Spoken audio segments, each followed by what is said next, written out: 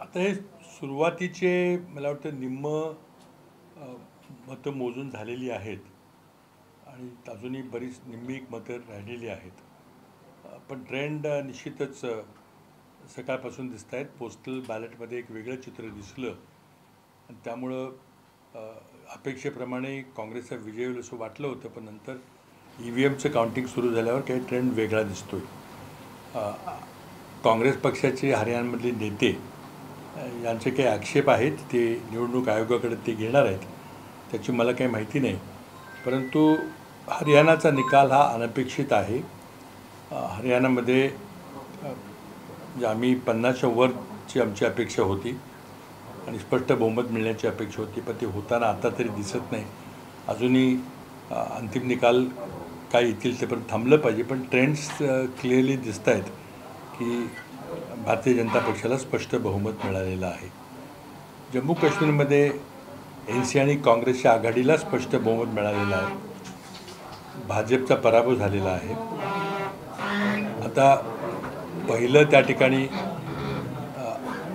जम्मू काश्मीर सरकारचं काम असेल की जम्मू काश्मीरला पुन्हा पूर्ण राज्याचा दर्जा बहाल करणं, जे केंद्रशासित प्रदेश केला होता ते निरस्त करणं. आणि त्यामध्ये मग संघर्षाची ठिणगी देखील पडू शकेल, कारण केंद्राला ते करायचं नसेल आणि राज्याला करायचं असेल तर मग राज्य आणि केंद्राचा संघर्ष देखील तिथं पेटू शकेल. आता हरियाणाच्या निकालाबद्दल थोडं विश्लेषण करावं लागेल. तिथं अँटी जाट कन्सॉलिडेशन झालं का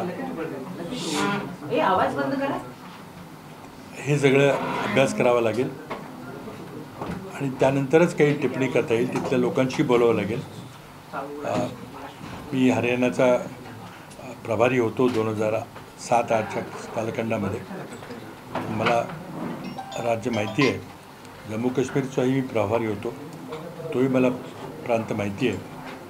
परंतु जम्मू काश्मीरमध्ये अपेक्षेप्रमाणे नॅशनल कॉन्फरन्स आणि काँग्रेसला स्पष्ट बहुमत मिळालेलं आहे. ते अपेक्षित होतं. PDPचा त्यामध्ये धुवा उडलेला आहे. जम्मू विभागामध्ये भाजपला काही प्रमाणात हिंदू एरियामध्ये प्रतिसाद मिळालेला आहे. मला वाटतं की आता लोकांनी निवडून दिलेलं सरकार जम्मू काश्मीरमध्ये येतं आहे, ही एक आनंदाची गोष्ट आहे. शेवटी सुप्रीम कोर्टाच्या निकालामुळे ही निवडणूक घ्यावी लागली. अन्यथा केंद्र सरकार काही निवडणूक घ्यायच्या विचारात नव्हतं.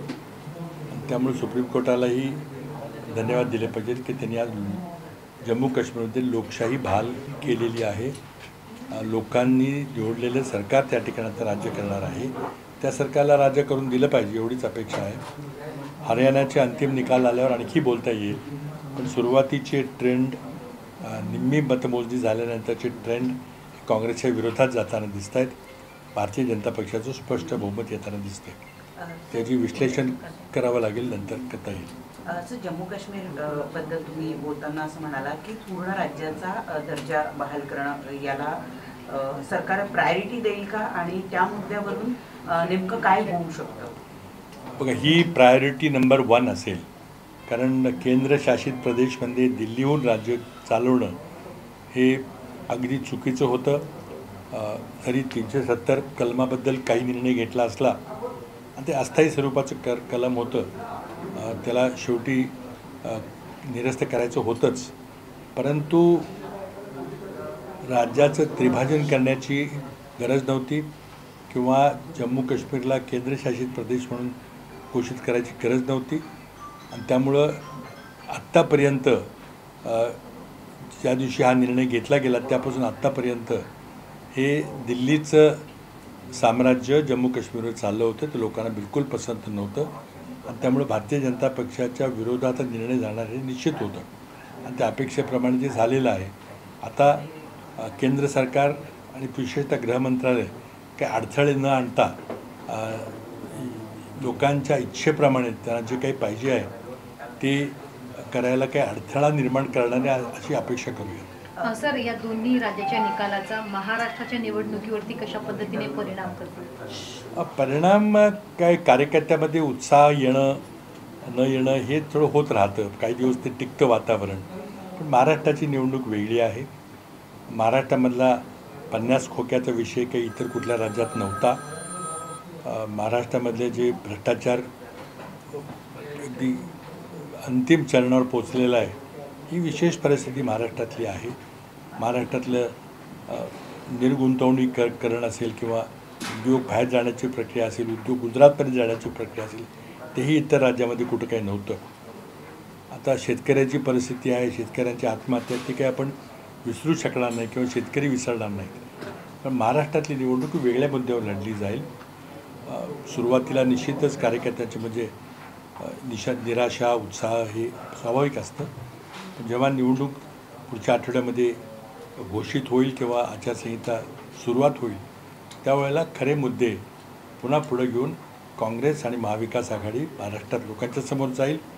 मला वाटतं की लोक महाराष्ट्रातल्या मुद्द्यावर मतदान करणार आहेत. सर, एक असंही म्हटलं जात होतं की काँग्रेसला जो हरियाणामध्ये सध्या ज्या ट्रेंड्समध्ये झटका लागताना दिसतोय, त्यांनी बार्गेनिंग पॉवर महाराष्ट्रामध्ये काँग्रेसची कमी होईल. महाविकास आघाडीमध्ये जे सीट शेअरिंग संदर्भात बैठकी सुरू आहे, यावर काही परिणाम होऊ शकतो का? असं काही होणार नाही. आता बैठक चालू आहे. हरियाणाची निवडणूक बायपोलर होती, 2 पक्षांची समोरासमोर होती. तर ही तर 2 आघाड्यांची बायपोलर निवडणूक आहे. 2-3 पक्षाच्या आघाड्या आहेत. त्यामुळे तिथला परिणाम बार्गेनिंग पॉवर किंवा सीट डिस्ट्रीब्युशन किंवा जागा वाटप हा निव्वळ इलेक्टिव्ह मेरिटवर होतो आहे. कोणाला किती, कोण मोठा भाऊ, कोण छोटा भाऊ, याला काही अर्थ नाही आहे. पण आमचं उद्दिष्ट इथून ह्या भ्रष्ट युतीला घालवायचं आहे आणि त्याकरता आघाडीला, आमच्या महाविकास आघाडीला जास्तीत जास्त जागा जिंकणं गरजेचं आहे. त्यामुळं प्रत्येक ठिकाणी सर्वात सक्षम उमेदवार, तर 2-3 उमेदवार सक्षम असतील तरी त्यातला सर्वात सक्षम उमेदवार निवडून आम्ही पुढे जाणार आहोत. आत्तापर्यंत चर्चा अतिशय सुरळीतपणे चाललेली आहे. तर मला याचा एक फरक पडेल असं मला वाटतं.